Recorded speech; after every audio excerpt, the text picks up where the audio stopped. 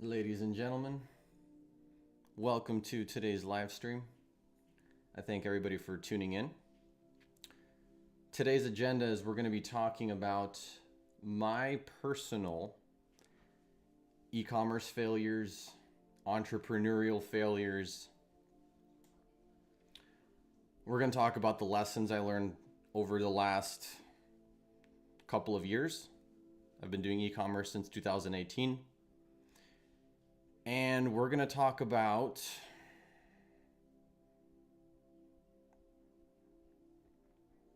how implementing these lessons changed my businesses.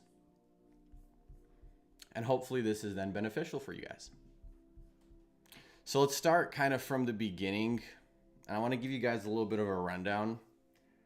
Over the course of the last, since probably 2015, I've done probably 12 different business models. I wrote programs in Visual Basic and sold them on forums. I tried eBay arbitrage. I tried Amazon FBA. I tried Instagram account flipping. I did growing YouTube accounts. I tried flipping sneakers. I've done multiple dropshipping stores.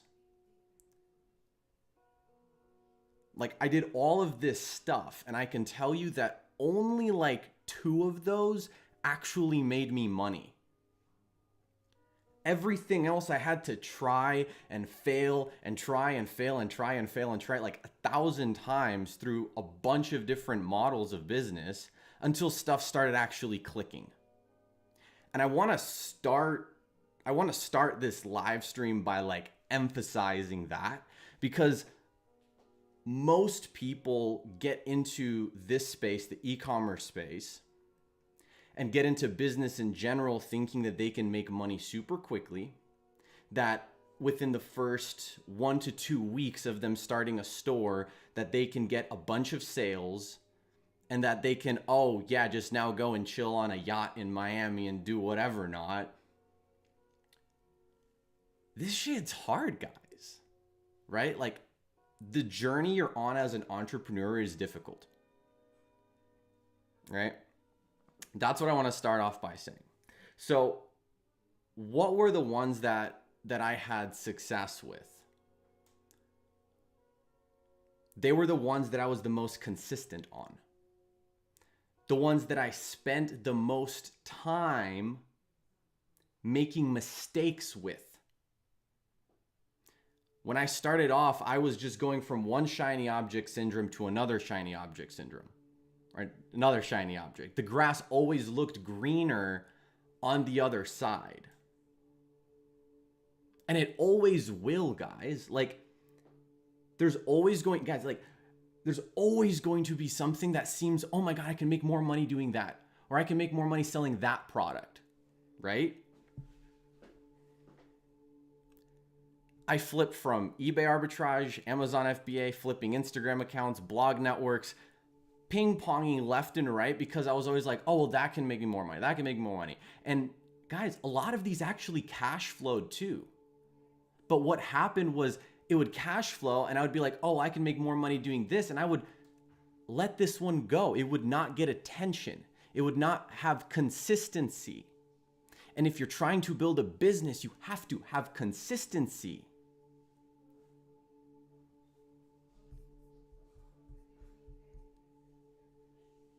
The ones that succeeded were the ones that I went through the most trial and error. The ones that I failed the most with.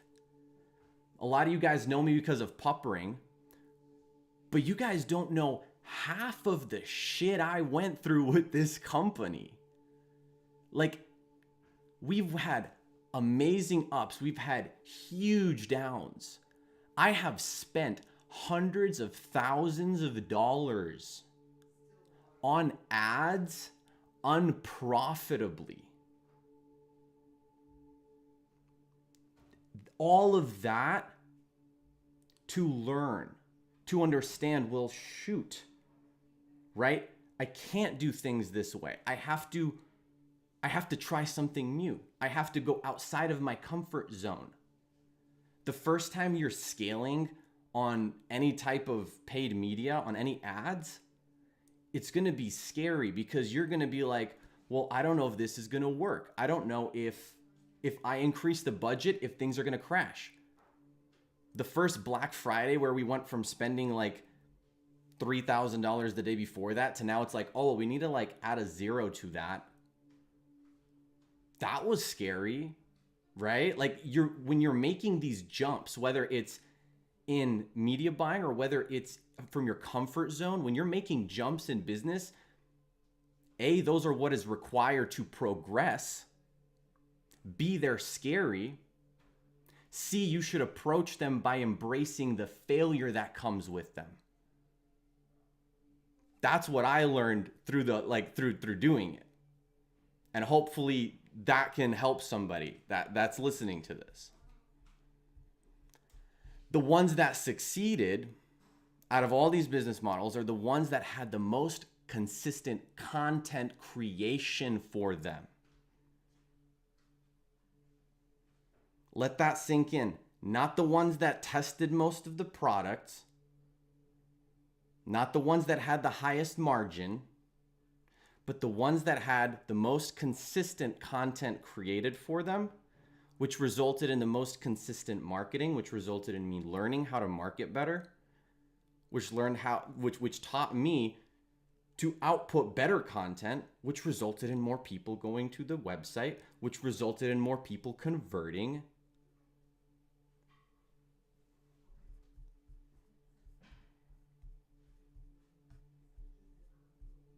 Let's talk about some of the expensive mistakes I've had and lessons I learned from those expensive mistakes. Let's take some more specific examples. When I started drop shipping, I used to sell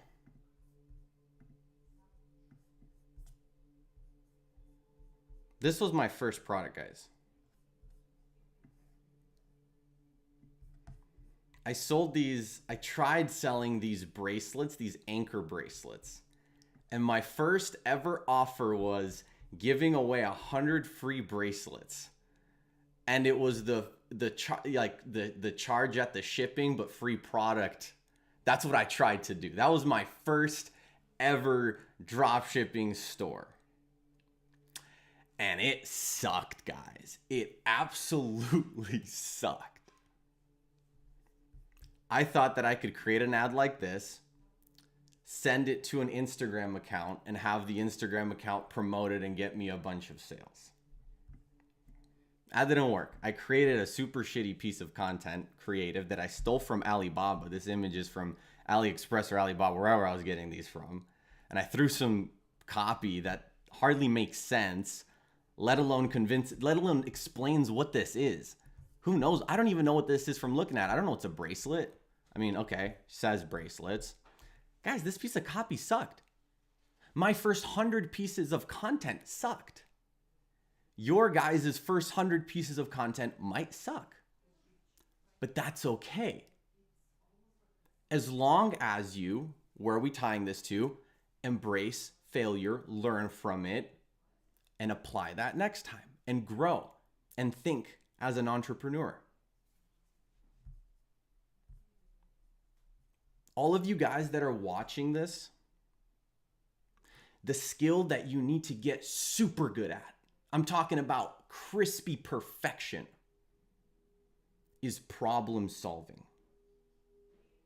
If you guys learn to problem solve, if you can say, okay, this is a problem, what is the solution? What can I test? And you start testing this stuff and you say, why didn't this creative work?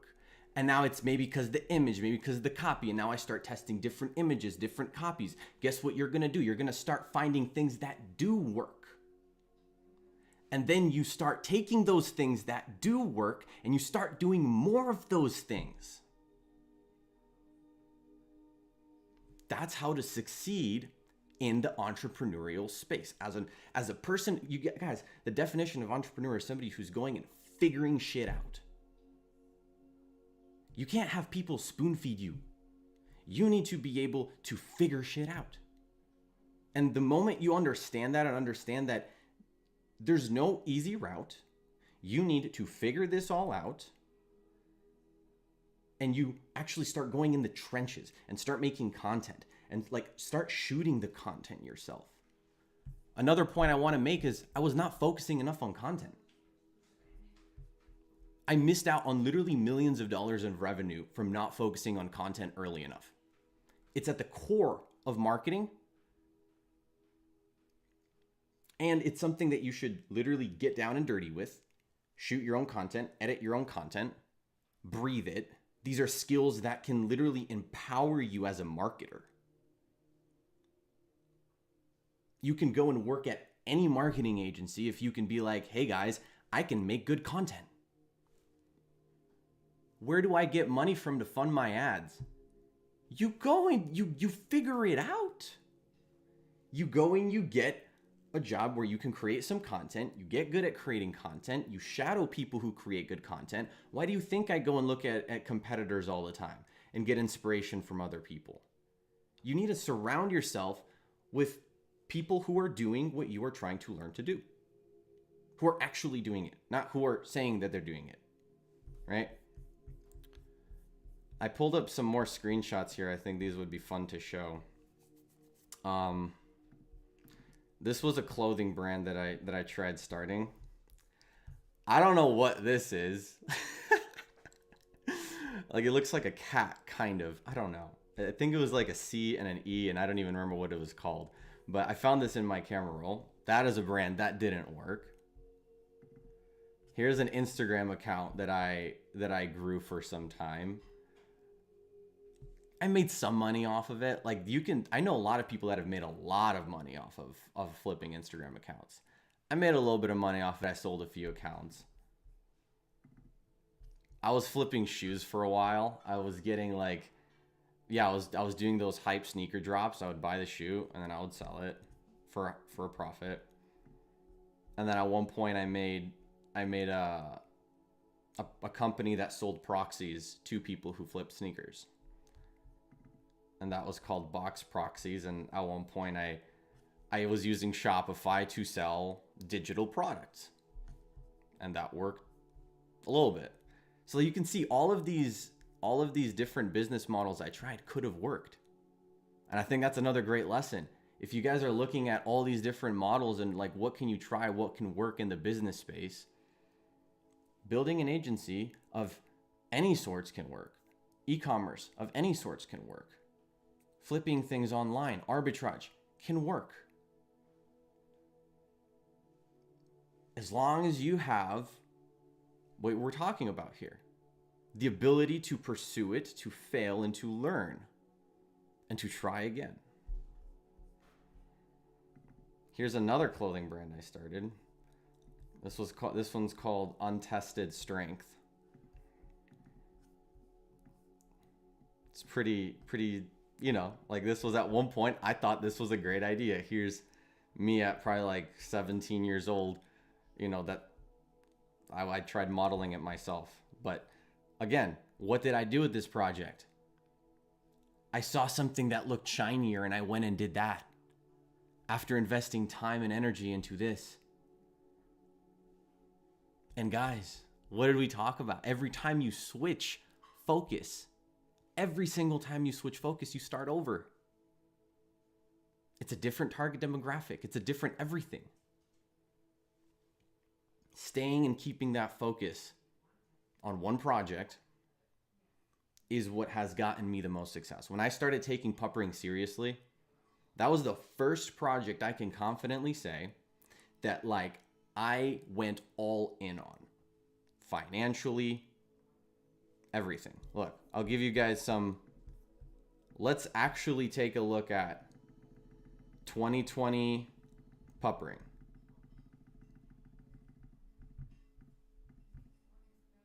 We started March 27th. And by December of 31st, it did $200,000 in revenue. And for a lot of you guys, that's amazing. For me, this was amazing. But I lacked a lot here. During this period, we weren't keeping track of any finances. We were all over the place. We didn't know what the fuck we were doing at all. And January and February of 2021, Pupring officially came to an all-time low, where we had bills, where we had investments that we have made, and where we were actually losing money. And we were considering closing this project. February, kind of this whole week here, even second week of February, we did, look, this whole week of February, we only did $1,200 in revenue. We did that today so far, and it's noon, right? We had a discussion, me and my business partner, that we were going to close the project on February 12th, 2021. Because it did not particularly make sense. And if this wants to load, you'll see there was $164 of revenue that day. What happened the next day is something that changed the trajectory of the company. And keep in mind, this is after the company was at a low point. I want you guys to all pay attention here. When you get to a low point and where you are forced to figure shit out, that is when you are actually going to figure it out. Every time I have ever struggled very hard with a financial problem in the business, and I have put 100% of my energy into figuring it out, I was able to figure it out. And I believe you can too. It's not easy, but it's possible. The next day, I decided during this period we have to try something new. What did we do? TikTok organic. I started posting. And I wasn't a professional at TikTok organic. I am not a professional now either. But what was I doing? If you guys watch my previous live where we talk about, maybe it was 2 lives ago, where we talk about creating content and how I create content and how I approach it, you will know that I like to use inspiration from others, from competitors. So what did I do? I started creating content, organic content from others, recreating it. And on the 13th of February, we went viral. And we had 1 million views on a video that hit. And we had, in one day, we went from $100 and some in revenue to $23,489 in one day. And that completely changed the trajectory of the business by us choosing not to give up, but to keep pushing at it. And the amount of times that in my business I have had this happen is so many. And we can sit here talking about it forever, but that's not the point. The point that I want to make here, guys, is that you have to give it your fucking best until you can confidently say that you gave every ounce of effort, and that despite every ounce of effort, the project's still not working. Until you can say that, which I have never gotten to that point personally, but until you can say that, you have to just keep trying, and you have to keep pushing, and you have to keep giving it your best and attempting to problem solve and doing your best at it. Since then, we've had ups and downs, ups and downs, ups and downs. And you can even taking a look at, a very wide very wide view of from then to where we are right now.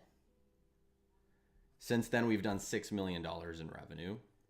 But look at these ups and downs, guys. Like, most people don't talk about these periods here, which are kind of in between quarter fours, right? We're a gifting company. We make money in quarter four. But we do have months where we lose money each year, guys. It's okay if you have a red day. It's okay if you spend money and it doesn't bring you for a day or two a return on your ad spend. Because it's part of the process. It's part of the big picture. You have to look at the big picture. Don't media buy on a single day. Don't focus on sales on a single day. Identify what's going on. Identify how you can make it better and focus on making it better. Don't focus on pouting and whining. Like, come on. If you're trying to do it right, do it right. Be an entrepreneur. Figure shit out. All right. This is going to turn into me going into circles. Let me see if there's any other points I wanted to make here. But I want you guys, if you guys have been finding this beneficial, throw some fire emojis in the chat. I just want to get like a scope of if this is beneficial for the majority of people watching this.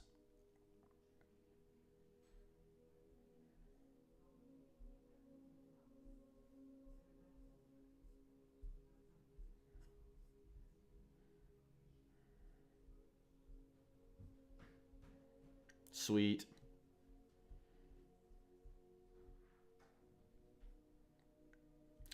All right, let's do a few of these questions for you guys that don't know. If you are interested in content that is similar to this, where we just chop up raw stuff, ecom.live is the education platform I'm working on. You can check that out if you're interested. A lot of free high value content here that I created, recording myself doing things over the years. There's also a premium section if you want to pay me money and work with me more directly. That's the pitch. Let's do some questions and then we'll call it good.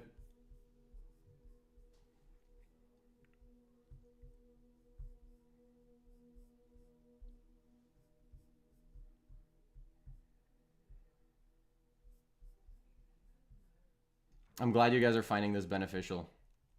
That's my goal with these.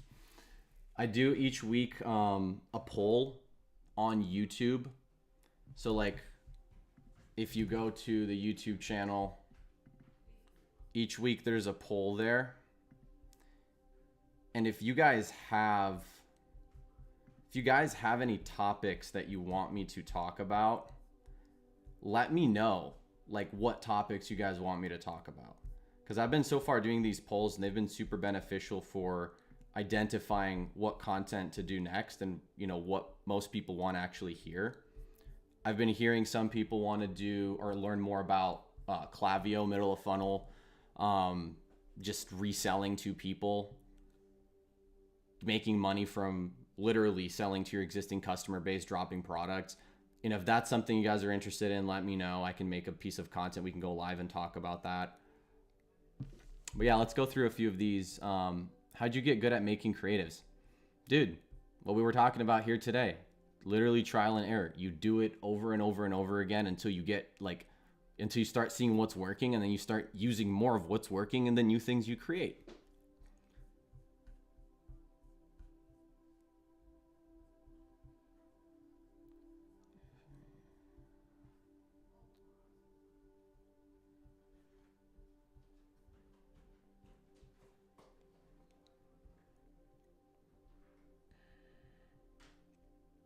How do we go about handling orders? So our orders are a little bit more complex just due to the nature of the products we sell. We sell personalized jewelry. So our orders go through a little bit more of a complex process where each order is exported into a very large sheet that goes over to our fulfillment team. The fulfillment team then goes through the sheet and knocks out the orders, hand does them, packages them, ships them out. So it's a little bit more complex. We don't particularly use a 3PL. That's how we do it. We actually had for quite some time, for a very long time, we had all of our fulfillment inside the US. Inside the US at a garage that we had everything based out of. And we had a buddy of ours who was doing every single unit. So for some time, we were doing absolutely everything in-house and sending them from in-house. Are we doing any organic marketing lately? Yes, we are. We're picking that a lot more back up. 2021 was huge with organic, and then we had 2022, we were trying to figure out ads. 2023, we kind of figured out ads. Now 2024 is going to be a little bit of both.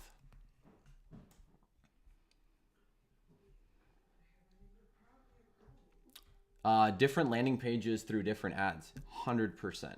That is one of the best ways you can optimize your conversion rate. Here's an example. So this here is a transition page, and we're promoting a 33% off offer. Hold on, let me move my face. You guys can't really see that. There we go. We're promoting a 33% off offer over here, and all of our ads that are 30, or not all of them, but some of them that we want to test this page with, ads, are sending traffic to this page to see if this is going to allow people to convert more.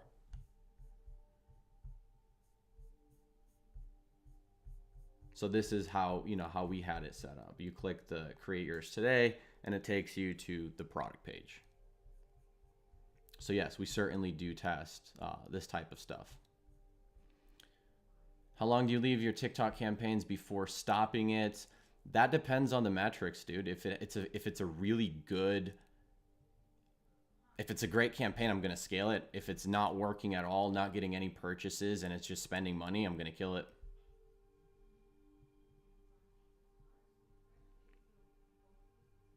Have you ever ran ads under break even? How much money did you lose?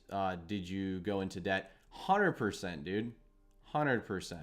That's part of the learning curve, if you will, in my opinion.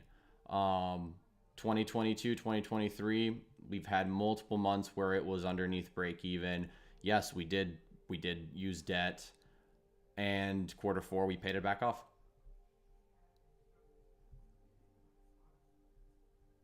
How did you know Puppering is going to be the one and went all in about it? That's my opinion about. I went all in on it it kind of progressed to that. I started it off with my business partner. It was kind of just like, let's drop ship, let's make money. Around that time, my dog passed away, and I became a lot more tied to the project.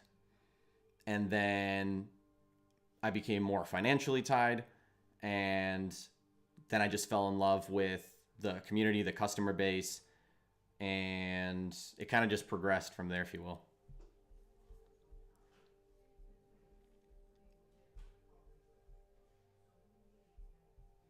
How do I find my partners? Dude, I found all of my partners on Discord. It's funny. And speaking of Discord, if you guys want to connect more, I do have a Discord group. It does have a free section in there, and we can all chat. It should be linked in the description. Best apps for upselling with Shopify. There's a lot of really great apps. Some of the best apps for upsells, I would have to say One Click Upsell is really good. One that I like better than One Click Upsell is Slide Cart. If you take a look at our cart page, we have these in-cart upsells that we do, and they're like super clutch. These can easily add an extra couple dollars to your AOV.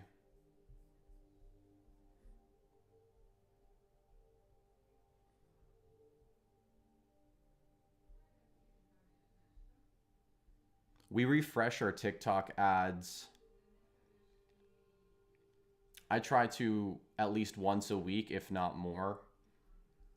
I do see, depending on the ad, I do see fatigue. There actually used to be a lot more fatigue or quicker fatigue on TikTok than there is now. A lot more people are on TikTok now than, let's just say last year or the year before that. So it's fatiguing slower, which is good, but I still like to refresh every week, new content, TikTok, Meta, everything.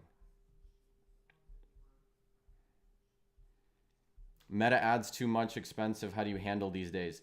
Hey, you gotta build AOV. You have to have enough money coming in from the acquisition that you are getting for Meta so that you can actually pay the ad spend and have money to pay your team and have money to pocket. But it's possible to do.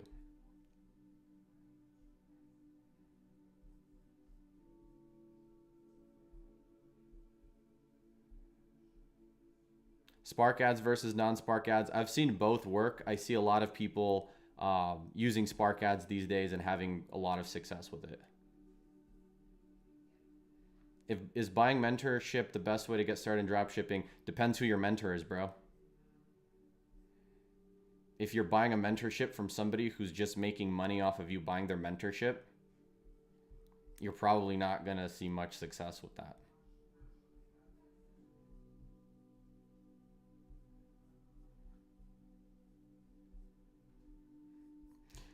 All right, ladies and gentlemen, I appreciate you guys tuning in for this. I hope this was beneficial. You all know where to find me. I will continue to do these lives on Thursdays around noon Eastern time. And until then, I'll catch you guys either in the Discord or on one of the ecom live events. Take it easy. Thanks for tuning in.